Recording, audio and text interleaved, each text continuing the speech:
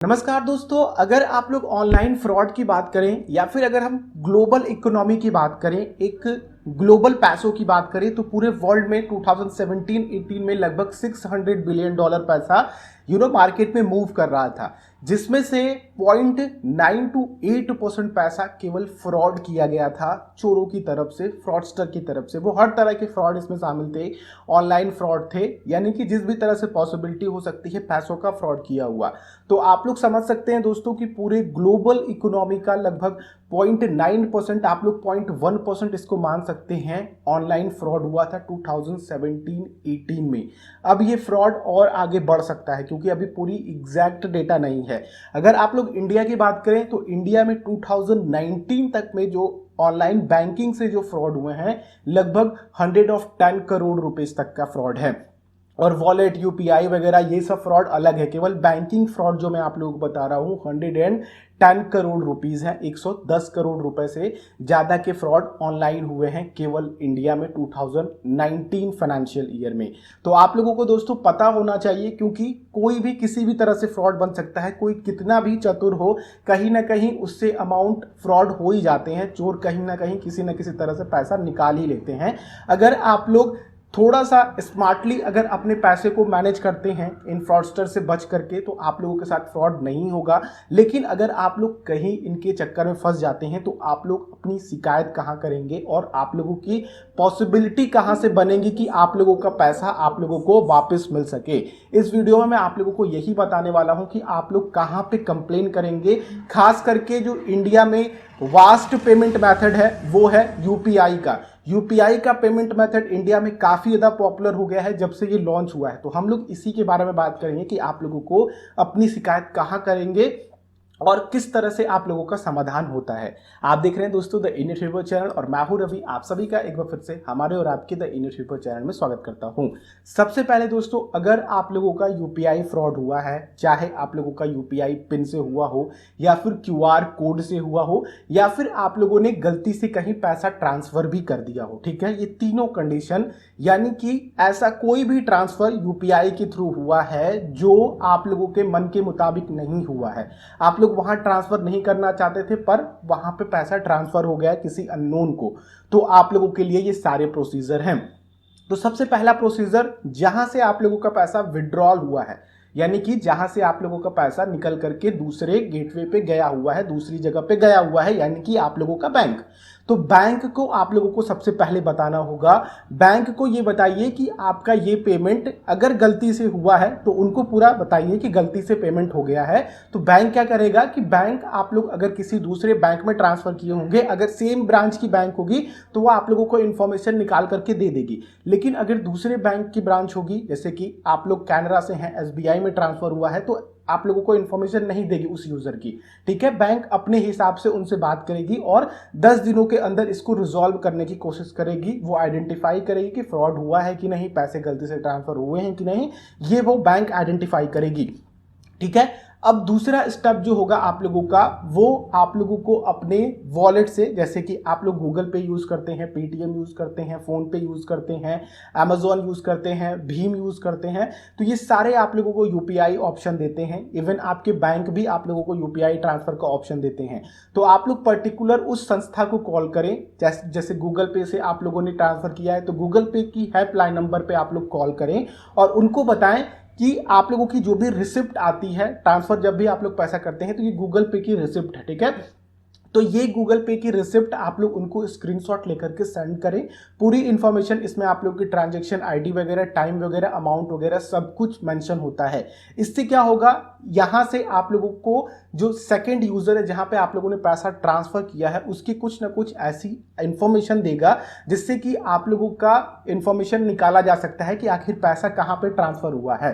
तो आप लोग अगर वो बैंक को बताते हैं तो बैंक जल्दी से जल्दी कार्रवाई करके आप लोगों के पैसे को रिजॉल्व करने की कोशिश करेगी, आप लोगों के जो भी प्रॉब्लम है उसको रिजॉल्व करने की कोशिश करेगी। ये जो भी टाइम पीरियड होता है ये 10 दिनों का होता है, ठीक है। इन 10 दिनों के अंदर ही आप लोगों को ये सारा कुछ देखना है। अगर 10 दिनों के अंदर किसी भी तरह का रिप्लाई नहीं आता है या फिर किसी भी तरह का एक्शन नहीं लेता है तो आप लोग दोबारा उनको कॉल करके अपना कंप्लेन नंबर बता सकते हैं। जब भी आप लोग उनको कंप्लेन करेंगे तो आप लोगों को एक कंप्लेन नंबर मिलेगा जो कि ईमेल आईडी पे भी आएगा और आप लोगों के रजिस्टर्ड फोन नंबर पे भी आएगा। तो उसको बता करके आप लोग ये जानकारी भी ले सकते हैं कि आखिर इसका क्या हो रहा है, क्या इससे कुछ पॉसिबिलिटी है कि नहीं पैसे वापस आने की। तो आप लोगों के ये दो ऑप्शन जो कि आप लोगों को पहले करने हैं, ठीक है। अब तीसरा ऑप्शन, जब आप लोगों को इंफॉर्मेशन मिल जाए यूजर की जहां पे आप लोगों का पैसा ट्रांसफर हुआ है, ठीक है, और आप लोगों को पैसा अपना जल्दी से जल्दी चाहिए, तो आप लोगों के पास तीसरा रास्ता बचता है कि आप लोग जाइए पुलिस के पास, ठीक है। पुलिस के पास आप लोग डायरेक्ट मत जाइए, पुलिस स्टेशन आप लोगों को जाने की जरूरत नहीं है। आप लोग साइबर सेल को ढूंढिए। जो भी साइबर सेल हर स्टेट में, हर डिस्ट्रिक्ट में, हर शहर में एक साइबर सेल की यूनिट्स होती हैं, उन पे आप लोग जाकर के विजिट कीजिए। एक रिटन एप्लीकेशन आप लोगों को लिखना होगा। रिटन एप्लीकेशन में आप लोगों को यूजर की इंफॉर्मेशन लिखनी होगी, प्लस अपनी इंफॉर्मेशन लिखनी होगी यूपीआई आईडी के साथ, और जो भी आप लोगों ने वॉलेट से जो भी इंफॉर्मेशन निकाली है दूसरे यूजर की, उसकी इंफॉर्मेशन लिखनी होगी, प्लस आप लोगों को अपना बैंक अकाउंट नंबर, ये सब कुछ आप लोगों को मेंशन करना होगा और साइबर सेल को देना होगा। इससे आप लोगों को काफी मदद मिल जाएगी कि आप लोगों के पास यूजर की कुछ इंफॉर्मेशन होगी जिससे कि साइबर सेल जल्दी से जल्दी उस पर एक्शन ले सकता है। अगर साइबर सेल की किसी भी तरह की पॉसिबिलिटी नहीं बनती है आप लोगों के एरिया में, यानी कि कोई भी यूनिट नहीं है, तो आप लोग जा सकते हैं direct police station. Police station में सेम एज इट इज आप लोग एप्लीकेशन देंगे और वो आप लोगों की जो भी एप्लीकेशन है, जो भी कंप्लेन है आप लोगों की, वो सही अथॉरिटी के पास ट्रांसफर करेगा, क्योंकि पुलिस स्टेशन जुर्म के लिए बना हुआ है, ठीक है। जो भी ऑनलाइन फ्रॉड होते हैं वो उनका काम नहीं होता है, वो आप लोगों का साइबर सेल के पास ही ट्रांसफर करेंगे। तो ये आप लोगों को कुछ जो आप लोग कर सकते हैं फिजिकली, वो ये आप लोगों को करना है। नेक्स्ट, जो गवर्नमेंट भी आप लोगों के सामने लेकर के आई है, आप लोग national pension corporation of India, जिसे हम एनपीसीआई भी कहते हैं, वहां पर भी जाकर के आप लोग कंप्लेन कर सकते हैं। चाहे आप लोगों का किसी भी तरह का फ्रॉड हो, चाहे यूपीआई से फ्रॉड हो, चाहे आप लोगों का ऑनलाइन बैंकिंग से फ्रॉड हो, या फिर किसी ने कॉल करके आप लोगों की एटीएम वगैरह की इंफॉर्मेशन ले ली है, पिन की इंफॉर्मेशन ले ली है, पैसा निकला भी नहीं है, तो आप लोग एनपीसीआई पे जाकर के अपना कंप्लेन दर्ज कर सकते हैं और उनको आगाह कर सकते हैं कि ये सस्पेक्ट है, इनकी तरफ से कॉल आया था, नंबर वगैरह या फिर यूपीआई के जो भी इंफॉर्मेशन है आप लोग उनको ईमेल के थ्रू ये सारा कुछ इंफॉर्मेशन भेज सकते हैं। ये जल्दी से जल्दी, यानी कि आप लोगों की कार्यवाही हो सके तो हर तरफ से हो, तो आप लोगों का पैसा जल्दी से जल्दी रिटर्न आ सकता है, क्योंकि यूपीआई एक ऐसा पेमेंट गेटवे है दोस्तों जिसमें से दिन भर में लाख रुपए तक पैसा ट्रांसफर किया जा सकता है। तो फिर आप लोगों को दिक्कत हो सकती है। अगर आप लोगों ने लिमिट नहीं लगाई है अकाउंट में तो लाख रुपए से ज्यादा का भी पेमेंट ट्रांसफर हो सकता है। तो आप लोगों को ये जल्दी से जल्दी एक्शंस लेने हैं, जो मैंने आप लोगों को स्टेप्स बताए हैं। पहला कि आप लोगों को बैंक को बताना है, दूसरा अपने वॉलेट में कंप्लेन करना है, वहां से यूजर की इंफॉर्मेशन निकलवानी है, जितना भी पॉसिबल हो सके आप लोगों को वॉलेट दे देगा। प्लस आप लोगों का उनका कई वॉलेट्स का तो एक अपना ही यूजर इंटरफेस होता है, वो ऑनलाइन खुद ही रिजॉल्व कर लेते हैं और वो खुद ही आप लोगों का पैसा वापस करा देते हैं। तो आप लोग जल्दी से जल्दी उनको कांटेक्ट करके यूजर की इंफॉर्मेशन निकाल लें। नेक्स्ट की आप लोगों को पुलिस स्टेशन जाना है इंफॉर्मेशन के साथ, जो भी आप लोगों को अभी तक इंफॉर्मेशन कलेक्ट हुई है। प्लस आप लोगों को एडिशनल में क्या करना है कि एनपीसीआई पे जाकर के अपना जो भी कंप्लेन आप लोगों ने पुलिस स्टेशन साइबर सेल को दिया है, वही एप्लीकेशन आप लोगों को सेम एज इट इज उतार करके स्क्रीनशॉट के साथ जो भी आप लोगों का पेमेंट ट्रांसफर हुआ है उनको आप लोगों को भेज देना है। और दोस्तों आरबीआई की तरफ से भी एक प्लेटफॉर्म बनाया गया है जहां पे इसी तरह की समस्याओं का समाधान किया जाता है। डिजिटल पेमेंट ओबसमैन कुछ करके है, ऐसा ही नाम है। तो आप लोग वहां पर भी अपनी कंप्लेन को दर्ज कर सकते हैं सेम एज इट इज, जैसा कि आप लोग एनपीसीआई पे किए हुए हैं, जैसा आप लोग पुलिस स्टेशन साइबर सेल पे किए हुए हैं। ये सारी इंफॉर्मेशन आप लोग दे देंगे तो आप लोगों का जो पैसा रिटर्न की गारंटी होगी वो कुछ ना कुछ बढ़ जाएगी। 70 to 80% चांसेस रहेंगे कि आप लोगों के पैसे वापस हो जाए, ठीक है।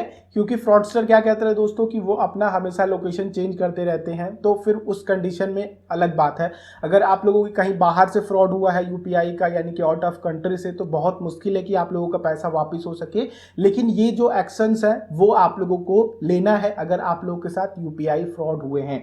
बाकी आप लोग इन एक्शन को ऑनलाइन फ्रॉड के लिए भी यूज कर सकते हैं। यूपीआई के लिए आप लोगों का एक एडिशनल है कि आप लोगों को एक यूजर की इंफॉर्मेशन मिल जाती है कि कहां पे पैसा ट्रांसफर हुआ है आप लोगों का।